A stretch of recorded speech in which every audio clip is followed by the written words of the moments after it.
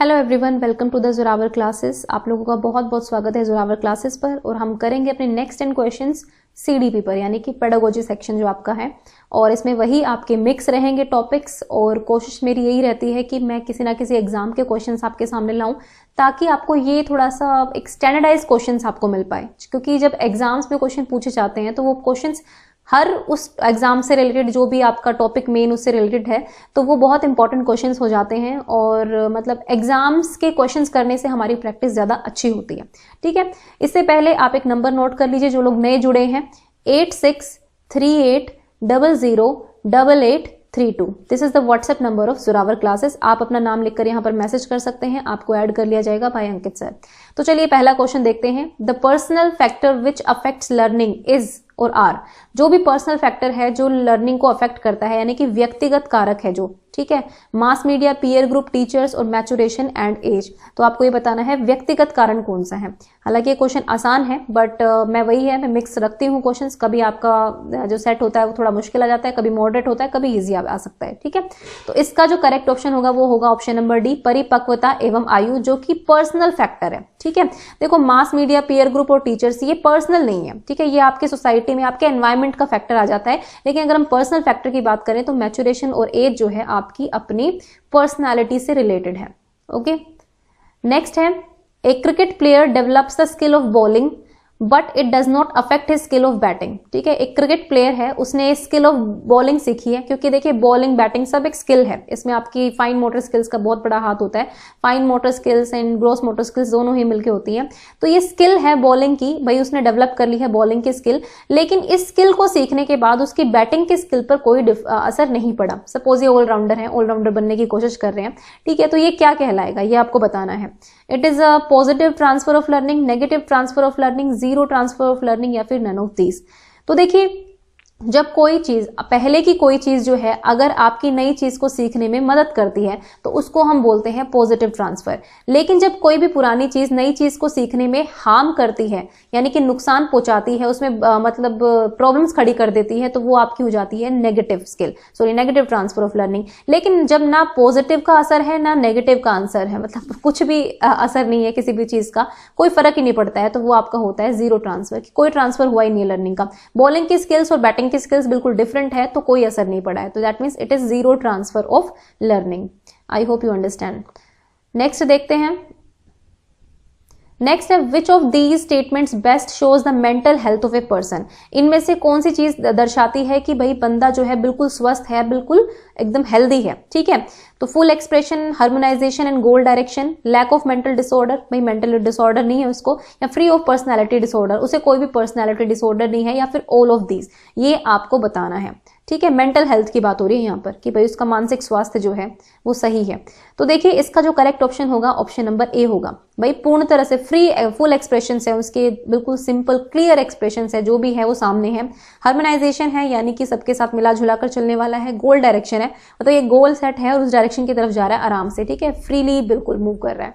तो ये है आपका बिल्कुल मेंटल हेल्थ जो है इस पर्सन की बहुत अच्छी है। सिर्फ मेंटल डिसऑर्डर नहीं है, ये आपका एक पैरामीटर नहीं हो सकता, या फिर पर्सनैलिटी डिसऑर्डर नहीं है, ये भी आपका एक पैरामीटर नहीं हो सकता है। ठीक है, मतलब ये फैक्टर्स नहीं आते हैं इस बीच में। ठीक है, ये इसकी वजह से ये हो सकता है, लेकिन ये फैक्टर्स इसके अंदर नहीं आएंगे कि भाई ठीक है मेंटल हेल्थ अच्छी है, ये नहीं होगा। तो option number A is the correct option.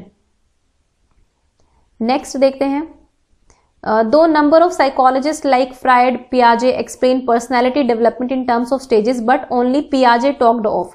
देखिए वैसे बहुत सारे साइकोलॉजिस्ट है जिन्होंने, जैसे फ्राइड हो गए या पियाजे हो गए, जिन्होंने पर्सनैलिटी डेवलपमेंट को समझाया है इन टर्म्स ऑफ स्टेजेस। ठीक है, बट ओनली पियाजे टॉक्ड ऑफ, मतलब सिर्फ पियाजे ने किस बारे में बात करी है ये आपको बताना है।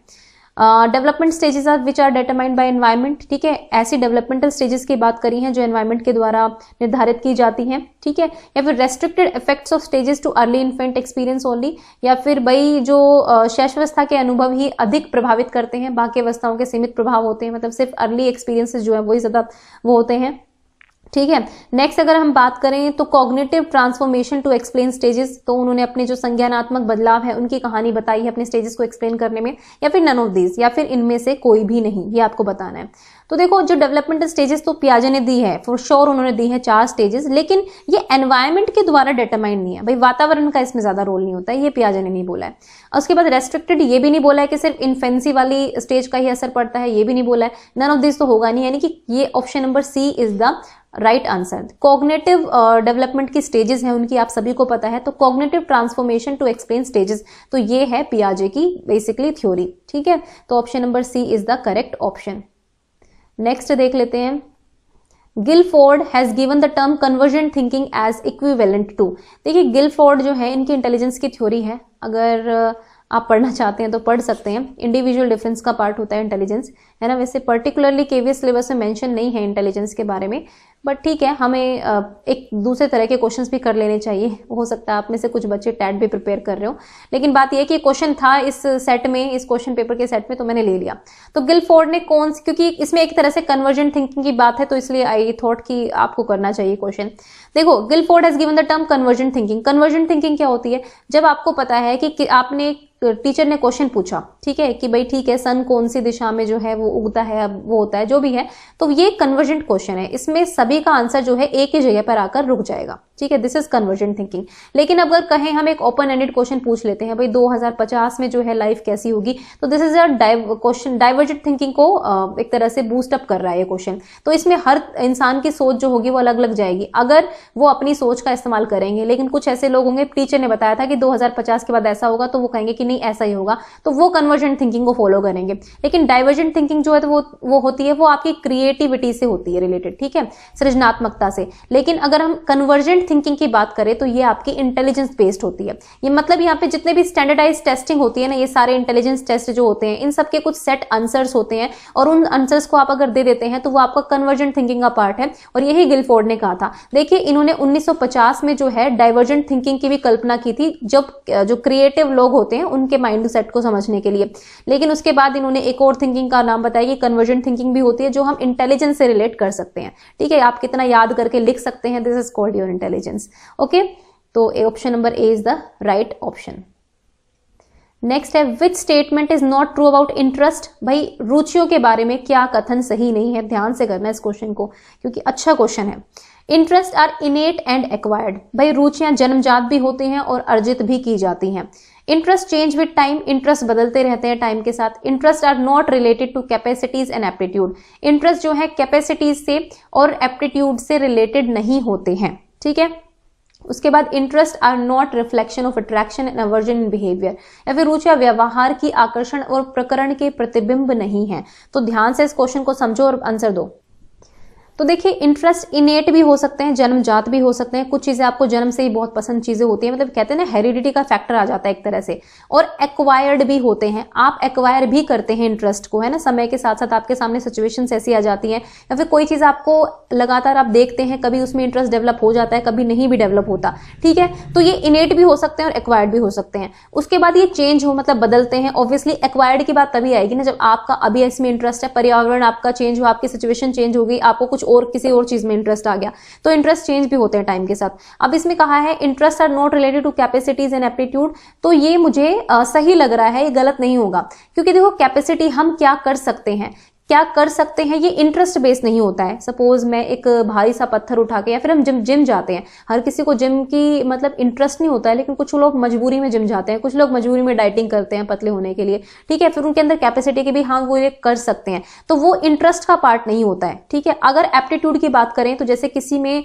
साइंस एंड टेक्नोलॉजी के लिए पर्टिकुलर एप्टीट्यूड होता है, मतलब उसके दिमाग इतना तेज होता है कि वो उस कैटेगरी के अंदर चला जाता है, ठीक है। किसी में डांसिंग स्किल्स बहुत होती हैं, कईयों में इंटरेस्ट होता है, लेकिन कईयों में कैपेसिटीज होती हैं, इतनी ज्यादा कैपेबिलिटीज होती हैं कि वो कर सकते हैं उस काम को। तो हमेशा इंटरेस्ट जो है वो रिलेटेड नहीं होता है एप्टीट्यूड और कैपेसिटीज से, तो ये भी नहीं होगा। अब डी क्यों होगा, is interest are not reflection of attraction and aversion. देखो क्या कहा है कि भाई वो रिफ्लेक्शन है ही नहीं, आपको क्या चीज अट्रैक्ट कर रही है, किस चीज से आप भाग रहे हैं, तो भाई ये रिफ्लेक्शन तो होता ही है। अगर आपको किसी चीज में इंटरेस्ट नहीं है तो ऑब्वियसली सपोज आप किसी इंसान को नहीं पसंद करते, आपको नहीं है उसमें इंटरेस्ट, तो आप उससे ऑब्वियसली एवर्ज कर जाएंगे ना, आपको उनके साथ मिलना जुलना बातें करना पसंद नहीं होगा, आप नहीं करेंगे क्योंकि आपको इंटरेस्ट नहीं है। लेकिन अगर आपको कोई इंसान बहुत अच्छा लग रहा है तो ऑब्वियसली आप अट्रैक्टेड हैं उसकी तरफ, तो उससे बात करने की कोशिश करेंगे, आपका इंटरेस्ट में बढ़ेगा, ठीक है। तो मतलब अट्रैक्शन और एवर्जन का कारण हो सकते हैं, मतलब आज ये रिफ्लेक्शन है, ठीक है, तो ये चीज आपको याद रखनी है। तो इसमें कहा है नहीं होते हैं, इसमें लिखा ये गया है कि they are not reflection of attraction aversion, जबकि ये रिफ्लेक्शन होते हैं कि आप किस चीज की तरफ अट्रैक्टेड हैं